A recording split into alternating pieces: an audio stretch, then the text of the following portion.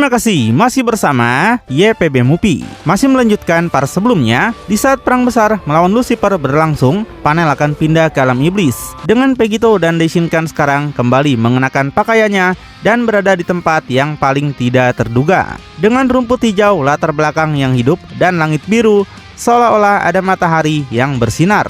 Namun, Pegito yang menatap pakaiannya yang telah dipulihkan merasa ada sesuatu tentang satu set pakaian baru yang selalu membuatnya merasa 1000 kali lebih kuat. Dia ucapkan terima kasih, mereka para angel memang berguna untuk lebih dari sekedar energi menyedihkan mereka setelah semua ini. Tapi, Pegito harus akui dirinya agak berharap Dai memberinya sesuatu yang berbeda untuk kali ini. Semacam hal seperti yang Kibito berikan pada Gohan waktu itu. Mereka para dewa tentunya bisa melakukan itu. Sesuatu yang berbeda akan lebih cocok untuk bertemu dengan iblis baru ini. Tapi, Dai yang kini menampakkan dirinya tidak lagi dalam kondisi perubahannya, tapi kembali ke bentuk yang paling pendek dan paling kita kenal. Asisten baru dari Pegito itu kemudian memberitahu mereka punya masalah yang jauh lebih mendesak. Daishinkan yakin dirinya tidak perlu memberitahu Pegito bahwa ini adalah rintangan terakhir.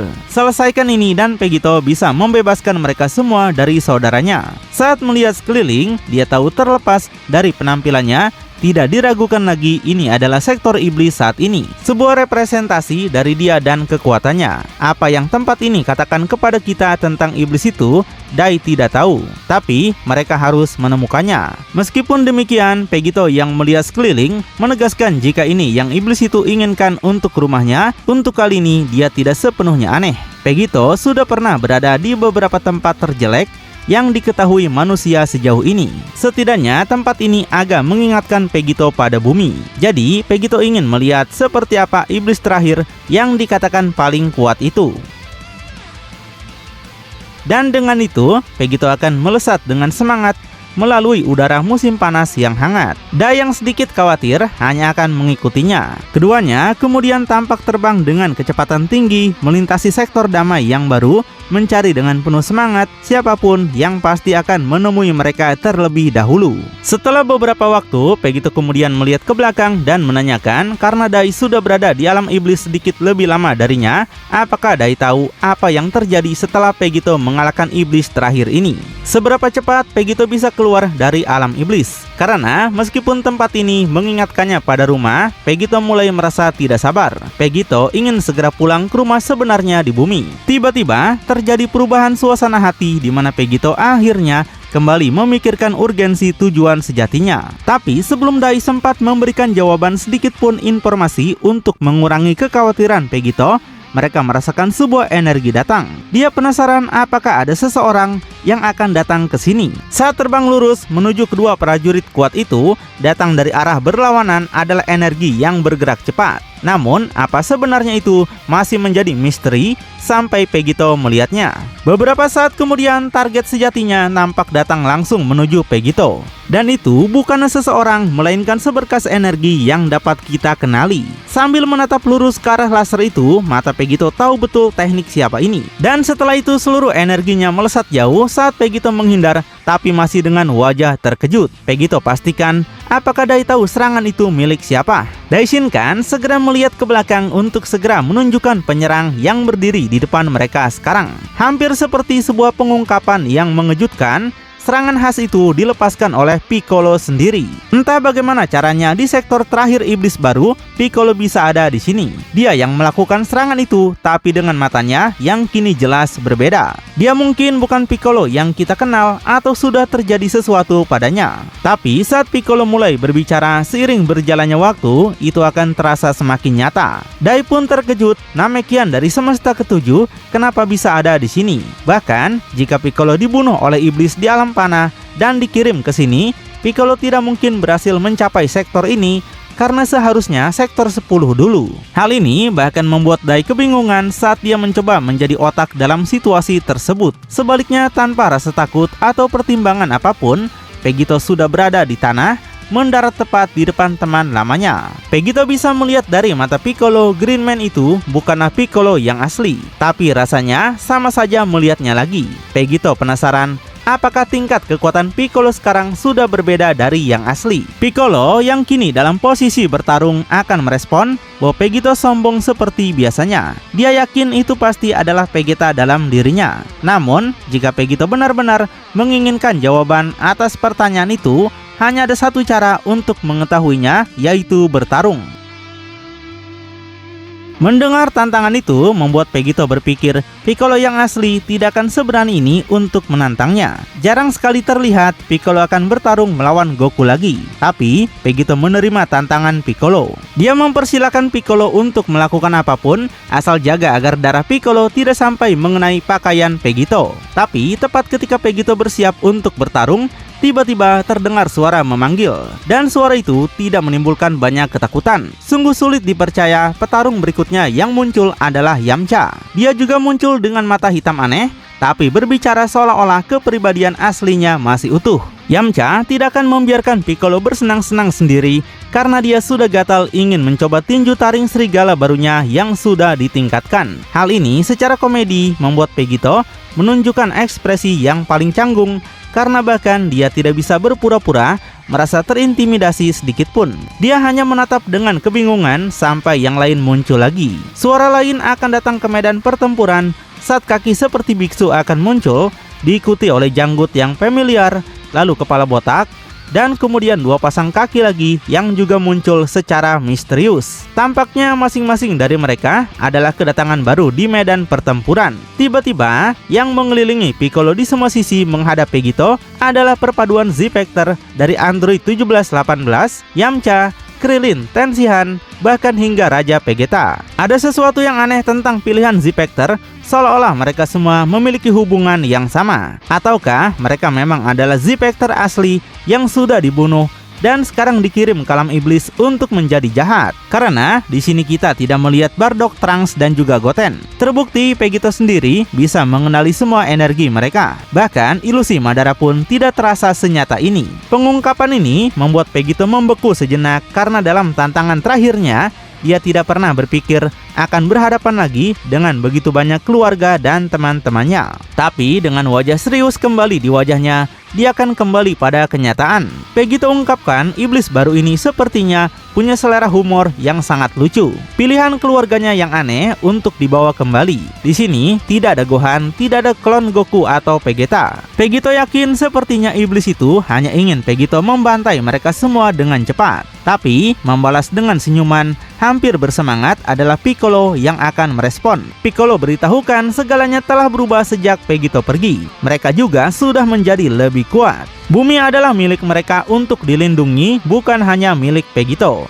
Dan mereka akan menunjukkan itu pada Vegito sekarang. Jadi Piccolo ingin Vegito jangan bersikap lunak pada mereka karena mereka tidak akan melakukannya. Sampai tiba-tiba seperti sekawanan serigala versi Z-Factor itu semuanya akan datang secara bersamaan melesatkan diri mereka pada Vegito. Saat matanya tiba-tiba berubah menjadi warna merah iblis, Vegito akan tersenyum karena bahkan pemandangan teman dan keluarganya pun tidak akan sedikit pun mengganggu Vegito untuk melancarkan pembalasannya. Bahkan Vegito akan memuji bahwa iblis terakhir ini benar-benar mengira Vegito akan sangat rapuh untuk tidak dapat menyakiti orang yang dia cintai. Tapi pemalsuan yang begitu jelas tidak akan menghasilkan apa-apa. Lord Yamcha kemudian tampak melakukan serangan ke depan yang tentu aja akan meleset saat Vegito menghilang. Saat Vegito muncul kembali tepat di belakangnya, dia akan menambahkan kepribadian ini bahkan tidak benar. Sejak kapan Yamcha bahkan punya nyali untuk melawan Vegito? Tiba-tiba Vegito akan mengulurkan kedua telapak tangan iblis raksasanya dari tangannya yang bercakar dan akan benar-benar mengubah nada bicara Yamcha yang seharusnya palsu. Sementara yang lebih aneh lagi, baik Piccolo dan juga Tenshinhan akan menunjukkan kekhawatiran. Setidaknya itu terasa sedikit seperti mereka benar-benar dalam kondisi hidup di bumi yang asli. Dengan kejam tanpa penyesalan, Vegito akan mengatupkan tangannya, langsung menimbulkan tabrakan yang menggelegar yang menghancurkan kepala Yamcha seperti semangka. Tapi mencari balas dendam 17 dan 18 akan datang berikutnya. Datang dari belakang hampir tidak terdeteksi, tapi tidak bagi Vegito. Dia yang tersenyum dengan mata merahnya melihat ke belakang, menyadari para android berikutnya yang ingin menjadi korban. Vegito ungkapkan meski mereka berdua tidak tahu, tapi di garis waktu lain, Pegito sudah merasakan kesenangan melakukannya. Dalam satu tebasan, hampir seolah-olah seluruh tangannya kini telah menjadi sabit energi. Pegito akan benar-benar membantai kedua android dalam kehancuran darah saat tubuh mereka terpisah dari kaki mereka. Hal ini membuat Tensihan sekarang tertegun karena salah satu anggota terkuat dari turnamen kekuatan semesta ke-7 akan dimusnahkan tepat di depan matanya. Tapi Pegito yang tidak percaya mereka saling mencemaskan satu sama lain, mengetahui semua ini adalah kebohongan, akan muncul tepat di samping dengan tatapan iblis yang menyeramkan, sampai tiba-tiba mengubah bentuknya menjadi Kaisar Iblis pertama kembali dari sektor 10.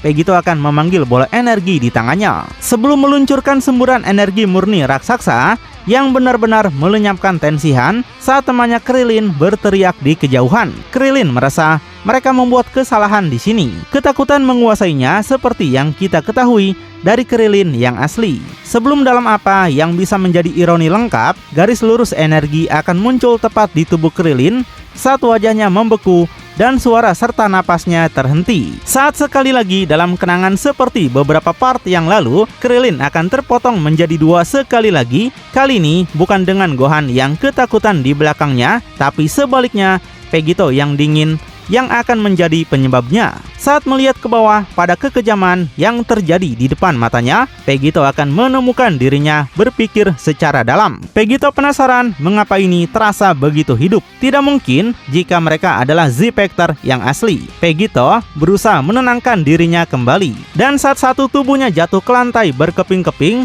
Piccolo akan menonton dengan hati-hati dalam kemarahan yang memuncak sampai melepaskan amarahnya. Akhirnya salah satu Z-Factor akan melepaskan peningkatan kekuatan yang katanya akan menyaingi para dewa. Piccolo menegaskan bahwa Pegito akan membayar untuk semua ini. Untuk pertama kalinya, Piccolo akan menunjukkan bentuk orange-nya pada Pegito, tentu saja menimbulkan reaksi terkejut dari Pegito. Saat dia merasakan bentuk dewa baru dan hampir tidak bisa mengerti apa yang dia lihat di sana. Pegito merasa ini adalah kesalahan pertama Piccolo, karena yang Pegito tahu, Piccolo tidak punya perubahan seperti ini. Jadi sekarang Pegito tahu semua ini hanyalah ilusi. Dengan naif, Pegito hanya menganggap ini sebagai tanda bahwa dia harus membantai semua klon ini. Tapi apakah palsu atau tidak, kecepatan dan kekuatan Piccolo Orange akan menjadi nyata saat dia sudah bergerak. Piccolo Orange atau hijau sama saja bagi Pegito. Tapi saat Piccolo bergerak, Pegito tampaknya sudah 10 langkah di depan. Sudah meluncur ke depan dengan kecepatan gila, sebelum dalam sekejap Pegito sudah berada tepat di bawah Piccolo. Wajahnya penuh kejutan saat Pegito kemudian dengan cara yang akrab perlahan akan meletakkan tangannya di dada Piccolo, mendongak dengan senyuman sadis untuk terakhir kalinya. Hingga kemudian wajah Piccolo langsung hilang dalam gelombang energi. Kata-kata sekaratnya akan menjadi jeritan teror, langsung terhempas dan hangus seperti Tensihan sebelumnya. Yang tersisa di medan pertempuran adalah Raja Vegeta yang ketakutan seperti saat dia menghadapi Frieza lagi. Raja Vegeta minta Pegito menunggu karena dia adalah ayah Vegeta. Dia juga mengingatkan mereka pernah bertemu dengannya di garis waktu lain. Pegito sudah menyelamatkan dia dan bangsanya, tapi melangkah maju tanpa sepatah kata pun.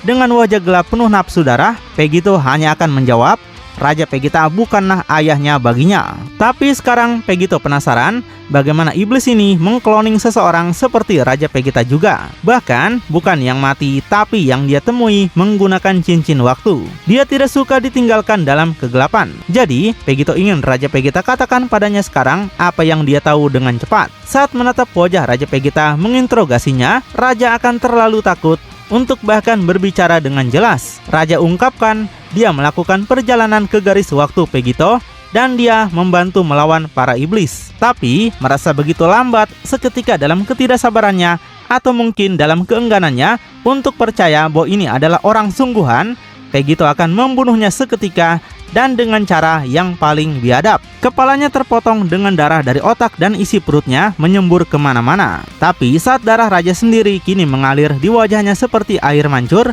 Pegito yang tidak terganggu hanya akan berbisik bahwa sudah cukup tentang menjaga pakaiannya tetap bersih. Klon-klon ini tidak seperti apapun yang pernah Pegito lihat. Bahkan ilusi Madara pun tidak terasa senyata ini. Pegito penasaran apakah Dai melihat sesuatu yang aneh tentang Z-Factor tadi. Yang mana Daishinkan yang khawatir dengan tetesan keringat yang tanpa disadari mengalir di wajahnya akan menjawab tidak. Selain Raja Vegeta, Dai ingat sisa teman-teman Pegito dan Auraki mereka. Bagi Daishinkan, mereka sangat identik sejauh yang dia tahu. Hal ini membuat Pegito sekarang sedikit frustasi. Ia tegaskan siapapun iblis ini, dia akan membayar karena memainkan permainan seperti ini. Tapi satu hal yang pasti, iblis itu mengenal bumi dengan baik dan dia mengenal Pegito bahkan lebih baik. Sejujurnya, Pegito tidak tahu trik macam apa yang iblis itu miliki, tapi mereka harus tetap waspada. Karena sepertinya iblis baru ini benar-benar akan menantang Pegito. Dengan mengatakan itu, baik Dai dan juga Pegito kemudian akan terbang kembali untuk mencari siapapun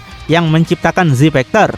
Dia merasa butuh waktu lebih lama untuk menemukan salah satu iblis ini sebelumnya. Tapi Pegito kira iblis ini sama bersemangatnya dengan Pegito. Rasa frustasi semakin terlihat saat duo ini terus terbang dengan kecepatan penuh, di mana mata mereka tidak melewatkan 1 cm pun dari tanah saat mereka melakukannya. Namun, saat mereka terbang melintasi ladang hijau dan pegunungan yang damai, lokasi itu akan mulai menjadi semakin dikenal. Dan tak lama kemudian, saat mata merah Pegito melihat ke bawah, dia akan segera mengenali sesuatu yang akan memaksanya untuk berhenti. Dia melihat ini benar-benar seperti bumi. Yang mengejutkan, di tanah akan ada reaksi dari rumah Son Goku dengan kehangatan dan bau yang lezat di udara, seolah-olah rumah itu ditempati dan baru saja selesai memasak makanan di dalamnya. Pegito merasa iblis ini benar-benar ingin membuang-buang waktunya. Dia penasaran apakah kali ini dia harus membunuh istrinya sendiri. Tapi tanpa berbicara dulu dengan asistennya sama sekali,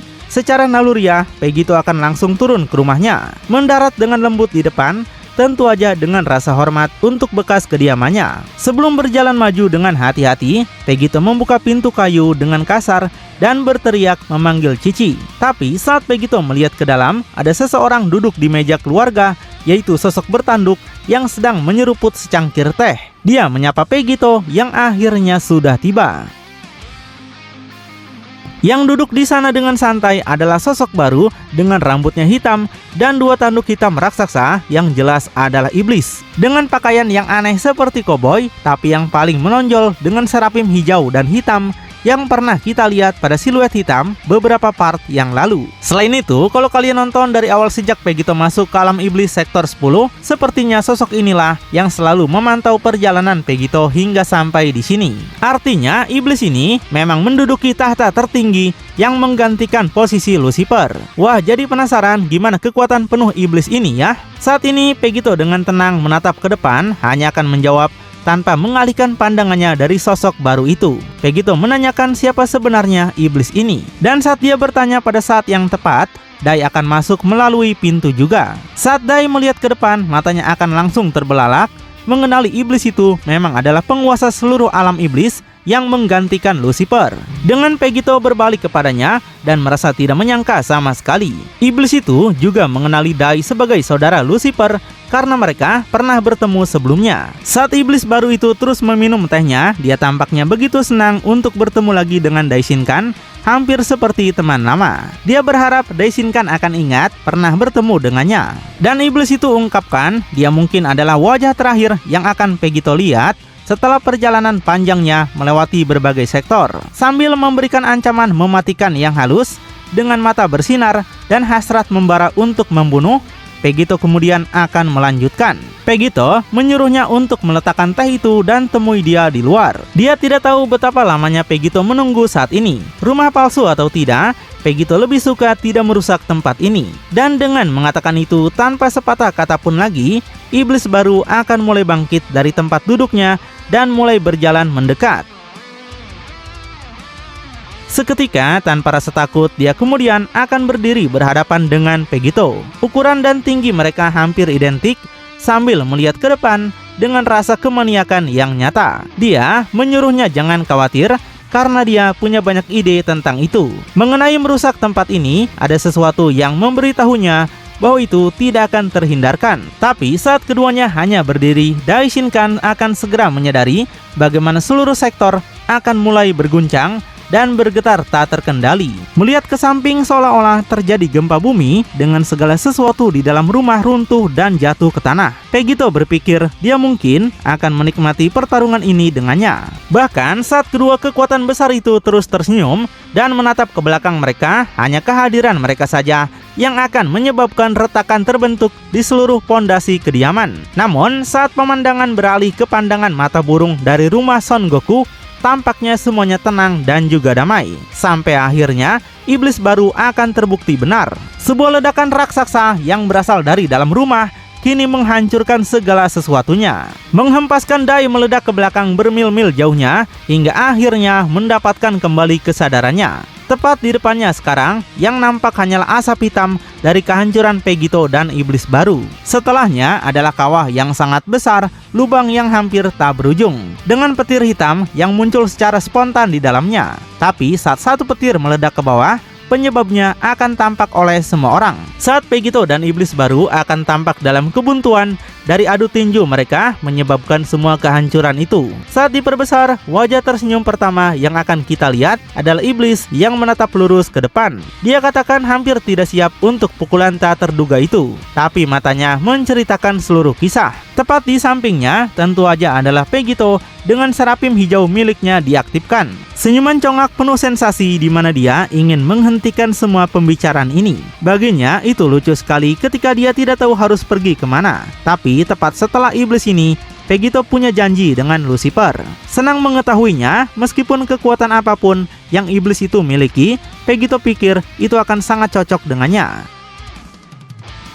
Dan dengan itu, pertempuran terakhir alam iblis benar-benar akan dimulai. Dan identitas iblis baru ini akan segera terungkap. Lalu, bagaimanakah kelanjutannya?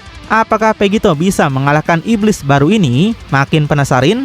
Tonton kelanjutannya di channel YPB Movie, channelnya Anime Bapak-Bapak.